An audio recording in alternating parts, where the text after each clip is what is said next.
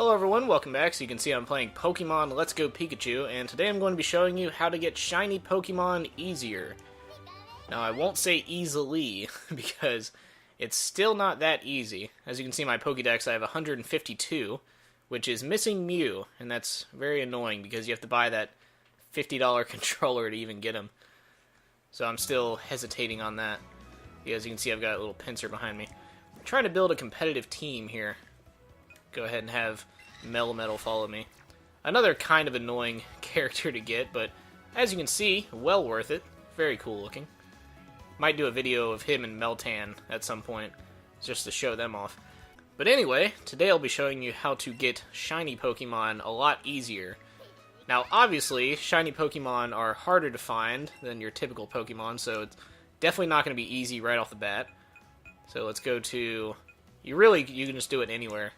But it depends on what Pokemon you want, like what shiny you want, what kind of stats you want them to have. But I really don't care about the nature, so I'm not going to go to the Poke Center. But there is a Poke Center that actually changed the nature of all Pokemon you run into, which is very cool. But yeah, anyway, I'm here at the Pokemon Tower because I'm trying to get a shiny Ghastly. And I'm just kind of farming the Pokemon candies as well. Because once you get the... let's say you catch like 100 or so. Once you start getting high up in the numbers, it actually increases the chance of getting candies from it. As you can see, there's a Ghastly there, but I don't want them on this level. Because the top level, they spawn more frequently. So I just want to get up there first. But yeah, you'll get these Ghastly candies or Cubone candies or whatever it is you're catching. And when you do that, that actually works as a way to up all their stats at once. So it's like when you get the Mighty Candy, the Smart Candy. That candy just basically just says all their stats increase. So it's definitely the best one to have. Alright, here we go. I'm at the top level now. So yeah, anyway, now that I'm here and I'm trying to get the Pokemon that I want to catch, I'm going to go ahead and remove Melmetal from following me around just so it doesn't confuse me. But yeah, I'm going to go to my bag here, and as you can see I've got lures down here. Doesn't really matter which one you use, they have the same effect. But a lure will not only make Pokemon increase in number, but this actually increases the chance of that Pokemon being a shiny Pokemon, which is very good, and you'll definitely want the lures active. So as you can see, I turned it on there, and as you can see, more Pokemon already started popping up. There's a Haunter there. Now, the one thing that does kind of suck is that it doesn't matter what the Pokemon chain is. Like, if you're catching a Ghastly, if you catch a Haunter instead, it'll break the chain. So it's not like in Pokemon Go where Ghastly candies transfer through the whole thing. Like, if you catch a Haunter, obviously, and you get the chain going, you'll get Ghastly candies for it. But the annoying part is that if you try to catch any of the other ones, you'll actually lose that chain. So if you want to get the Ghastlys, you have to continue catching only Ghastlys. So make sure you don't mess that part up. But yeah, once your lure is active, you'll just go ahead and start catching the Pokemon you want. As you can see right there, alright, you caught a Ghastly. Got some smart candies as well. Yeah, the items you get from catching it will actually increase as you continue the chain. So as you can see, I caught a Ghastly there. Nothing really happened. I'll just stand here. You don't want to move around that much because you don't want to waste your lure, because the lure is not time-based, it's step-based. So if you keep walking around, you'll run down your lure. So what I do is I just stand in kind of like a central place like this so I can see where all the Pokemon are spawning. And then that way, if it's shiny, you'll know right away, because you can see it in the overworld if it's shiny. So, oh, I wasted a couple steps chasing that guy around. But yeah, as you can see, I have another Ghastly here. I'm going to try to throw the ball at him. I usually like using the tablet better, because as you can see right there, it's a little inaccurate using the stick here, because you have to like flick it in just the right direction, and right there, that was like a second after I threw it. So yeah, there's a little bit of a delay, and it's kind of annoying. Oh, and another thing, after you catch 100 of a type of Pokemon, it'll actually be easier to catch that Pokemon. So it's another good thing for getting the chains like this. But yeah, anyway, so you'll now see on screen here, it says Catch Combo 2, which means that you've caught 2 in a row, obviously. But what that does is that from this point on, your chance of getting a shiny increases at increments. And I think at 31 catch combo, it actually hits the max. So at 31, your chances of getting a shiny with a lure turned on and your catch combo at 31 is the best it's going to be. So once you get up to 31, you can just stand there and just wait for a shiny to pop up.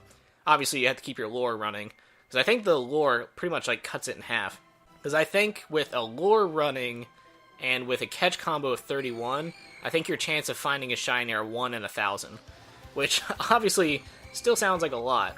It might even be less than that, honestly. I think it's like 1 in 600. I'll have to double check again, but basically, it increased the chances from like 1 in 4,000 to 1 in 1,000 or less. So, way better odds. There's really no massive shortcut. As you can see, catch combo at 3 now. The ride continues. Now, the annoying part is that you can run away and it won't mess up your catch combo. But if you throw the ball and try to catch them, and then they run away, then you lose your catch chain. So if you really don't want to catch that Pokemon, just run away right at the start. Don't even give them a chance to run on their own, so that way you can keep your catch chain going. Because I've actually had some times catching Ghastlies where I throw the ball at them and my catch chain's at like 67, and I almost have as many candies as I need for that time, and then, nope, there they go, because the catch chain broke. Now, this is another thing. I got my catch chain for Ghastly, I think up to like 120, but I'll show you in my, not the home screen. Alright, I'm gonna wait for Chansey to disappear. It is about Chansey, so I'll go ahead and show you what I mean in a second here. Yeah, you have to use a little Joy-Con to play this game when you're not in tablet mode, which is kind of annoying, honestly. Yeah, let's go ahead and scroll down here. I got to like 120 of the Ghastly chain, and then it's one of these. I think it's this one. Let's find out. Nope. Ah, there we go. As you can see, I have a shiny Chansey here, because I was doing the catch combo there, and as I mentioned, I was trying to get Ghastly, but Chansey popped up instead, which is a far rarer shiny to get than Ghastly, so I was just like, nope, I'm going to drop that right away. So yeah, I'll show off a couple of the shinies that I've gotten this way. It's actually not as hard as you'd think it would be. I think I think maybe 2 of these Drowsies are shiny. Yeah, you got a shiny Drowsy there, regular. Okay, so it's just that one. Could have sworn I had 2. Oh, no, 1 fled. Yeah, that was very annoying. Yeah, now I remember. I do have 2 shiny Geodudes, though. I remember that. I also had a shiny Growlithe that fled. See, there's a shiny Geodude. There's another shiny Geodude. I just have 2 of that one. But yeah, shiny Growlithe was a very, very sad one to lose. See, I'll show this guy here. I don't think I'm forgetting any. There he is. Oh, I have 2. Okay. No, so I saw a 3rd one that ran away. Okay, that's annoying. I mean, at least I still have 2, but yeah, as you can see, there's the Growlithe there, and then this is the shiny variant. So yeah, it's definitely, if you're wanting to hunt shinies, it's definitely a good way to do it. Now, I don't think I caught a shiny Nidoran. Now, this one I was trying really hard to get. I think I had like 200 Nidoran chain going. But yeah, I could just never find one. Yeah, I didn't have any of those. It's one of the coolest shinies to have. But yeah, I do, however, have a shiny Beedrill and a Butterfree, which I would recommend if you're trying to shiny hunt. Yeah, there's the shiny Beedrill there. I'll just scroll over because I know the Butterfree's close. There it is. Shiny Butterfree. But yeah, I would recommend if you're trying to hunt shinies, the best place that I've found is the Viridian Forest, where you get Pikachu and Caterpie and Weedle and all that, because they spawn like crazy. I've seen like 20 Pokemon on screen. When you already have the lure and the catch combo increasing your chances of getting a shiny Pokemon, having like 20 spawn at a time really helps out. Because when you think about it, if it's like let's say a 1 in 1,000 chance of finding a shiny, that's not just like when you enter the catch screen like it did for all the previous Pokemon games. Now that you can see shiny Pokemon in the overworld, that's counting all the Pokemon that are spawning in that area. So if it's a 1 in 1,000 chance, it's like, it's 1,000 of them spawning around you. So it's no longer the tedious, like, you know, walk through the grass, Pokemon pops up, not shiny, run away from the battle. Now you can literally just sit there, and granted, you do sometimes have to just sit there and watch the screen for like an hour. But if you're wanting shiny Pokemon, it's never been easier. It's far easier than it's been in previous games. Now, I will say another easy way to get shinies in Ultra Sun and Ultra Moon is to do the wormholes, because I've actually gotten, I think, like 11 shinies that way. The only problem is the Pokemon that you can find in there are pretty restricted, because there's only a set number of Pokemon per wormhole that you can even run into. So it's not like you have the full roster of shiny possible Pokemon. Oh, that's another one I found. Let me pull that one up, not to spoil the surprise. But yeah, this one I was actually... That's why I didn't get the shiny Nidoran. When I was doing the shiny Nidoran chain, I got ran into by this. Look at that. Shiny Charizard. Now, the funny thing is, I almost completely missed this. When I was flying around, I saw something black fly past me, and I didn't even see the Charizard on screen. I just saw like a like a faint black blur in the corner of the screen. I was like, whoa, hold up. What flying Pokemon is black in this game? And then I go over to the edge, and there's just a shiny Charizard sitting there. I might even still have the screenshot from that. Let me go find that, because that was very funny. Let's see. There's a lot of Smash screenshots in here. Just gonna scroll past all those. Okay, it's definitely in here somewhere. Yep, there it is. Yeah, there's the shiny Charizard that I ran into. Yeah, very, very terrifying, because they can actually despawn in the open world, even if they're shiny. So if you see a shiny Pokemon and it despawns in front of you, that'd be probably one of the worst things to ever see. I wouldn't wish that on my worst enemies. Oh, there's the shiny Chansey one, too. That's what happened when I was looking for the Ghastly.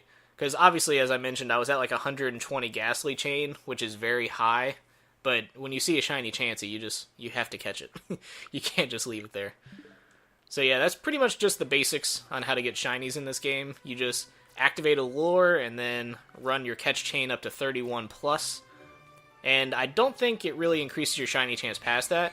Now, however, you do get better items when you get up into like the 80s and 100s. Because once you get up to 100, I was getting like 4 Ghastly candies per catch, which is very good. But yeah, I think at this stage, after catching 100 of these, I don't really have to throw that great of a throw to get the Ghastlies anymore. Especially with Ultra Balls. Yeah, I'll probably make a video as well. I have a couple in mind, like Meltan and Melmetal, and then a way to get money pretty easily in not as much time as just like running through the Elite Four constantly, which is pretty time consuming, which is why I was trying to find other ways to make money quicker. So yeah, I'll probably do one of those as well. But yeah, so basically what I'm doing right now, that's just what you do when you want to get a shiny in this game. Now, if you wanted to be a cheater, you could just, use like Game Sharks or something.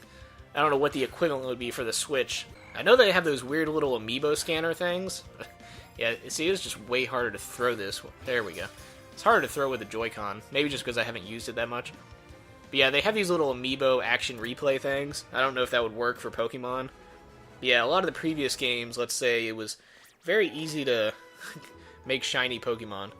And actually, if you have gold and silver on the Virtual Console, you can use the coin case glitch to actually manipulate the game code in its own game without having to use any kind of cheat device.